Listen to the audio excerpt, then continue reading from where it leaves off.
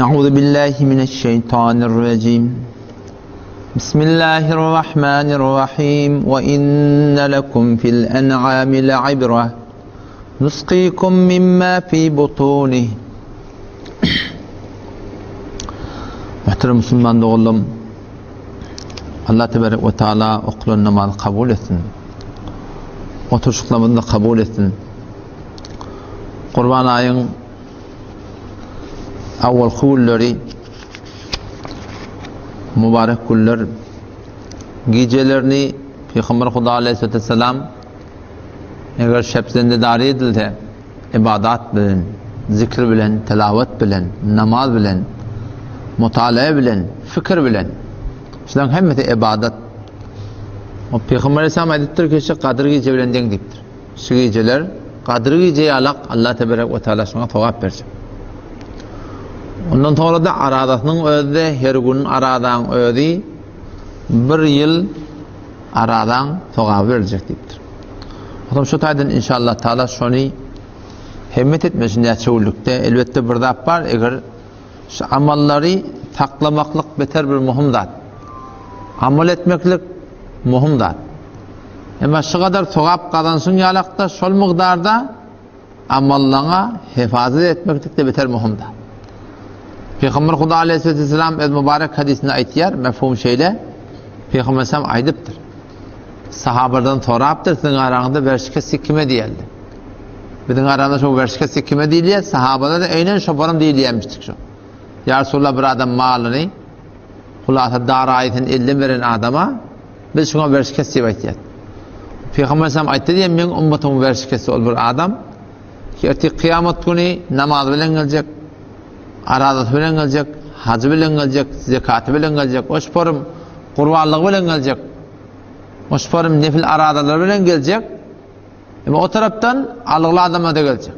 Ona gıybet ediptir, ona töhmet vuruptur, onun idinin tavta öder ediptir. Forum adamdan hakkını yiyiptir, mali taydan, manevi taydan mürdümederi yetirttir. Oğlum şöyle adamdan algılılar gelip algısını almalılar şeyan adamlar. Çağırıyorlar hava. Bundan algılı adam kim? Algılı adamı da gelsin. Bir tavır kaçacağım şöyle. Oğlum şunun togabından verecekler şöyle adam. Dağ yal togab kalan kelttir. Şunun togabından verecekler şuna. Verecekler şuna. Bera ahir tökünecektir. O zaman togab yok. Ne etmeli? Şol algılı adamla günahından şun boyunu yüklemeli. O zaman ondan yüklep ne togaba yok. Günahdeken doğru cehenneme karşı yollanacak. Ne mi gerekli? Amalları hifazet edilmek gerekli. Amalları hifazet etmek ne mi? Şi edilen togapları amalları ki Allah Teala Peygamber sallallahu aleyhi ve sellem aydıptır. Avval baştan aşı etiyen işlemin mutabığı sünnet bulmalı. İnki muhimterin dadi şu görmeli şey etcek togabın sen togab deyip duran dadın şeriatta bağ mı? Kur'an'da sünnette mezhepte bağ da atmışı. Yoksa şunu ödemeli, ikinizden merhezini hemen ödemeli, ahlası ödemeli. Şöyle dileyeniz, halis Allah Teala razı olsun edilmeli. Ala lillahi dinul halis. Ala lillahi dinul halis. Kavvetten kulak atan. Halis ibadet Allah'tan şunu diye. Yani na halisi olsa Allah Teala şunu kabul etmiyor. Yani. Halis Allah'tan şunu. Onu çak görmeli. Şey ettiyen amalımız şeriatı muvafık mı? Ha muvafık. Bedgat de. Tede bir dörüldün yol ne? Şeriata ters de. Doğru İslam'da Kur'an'da bağdat. Ondan sonra ne mi? Şunu halis Allah Teala razı olsun etmeli. وَمَا تُنْفِقُونَ إِلَّا ابْتِغَاءَ وَجْهِ اللّٰهِ Siz harc etmeyersiniz, meğer Allah razı olsun deyip harc etiniz diye. Yani sizin harc edeniniz harc etmediğin yerine dedik diye. وَمَا تُنْفِقُونَ Siz harc etmeyersiniz, illa meğer bir vakit harc edeninizin etibarı var. اِبْتِغَاءَ وَجْهِ اللّٰهِ Allah razı olsun deyip etsin, şununla sokak bayıp. Allah razı olsun deyip etmedik, onun Müslümanlığın bile sokak yok. O zaman şu tarzdan amalları hifazet etmeklik beter muhimdir. Müslümanlıkta şu haşi sogabını ödeliyor da şu kadar sogab. ne kadar sevap, şöyle değil mi? Ama o kaptallan eğer şol amallar kabul olmasa, şol amallar kabul olmasa yöne kuğur yöne okulan namaz tutulan arada da kem min musallin lem yazud minallahi illa bu'da. Peygamber'den çebesyar namaz okuyarları ba keşön namaz Hudaydan daşaltıyor diyor. Namaz Huday yakılmadan beri Hudaydan talışın diye daşaltıyor diyor. Kem min saimin ne kadar arada tutuyorlar var? Sebesyar arada tutuyorlar var. Keşö aradadan ne mi peyda var? İlla cu'u ve seher. Açlık burada şu giyeceğim uğraştı tutuyorlar deyiptir. Okudan kalmaklık. Başka hiç de temi yok diye. Ne mi deyip? Haram yiye. Haramdan ağınatçıya.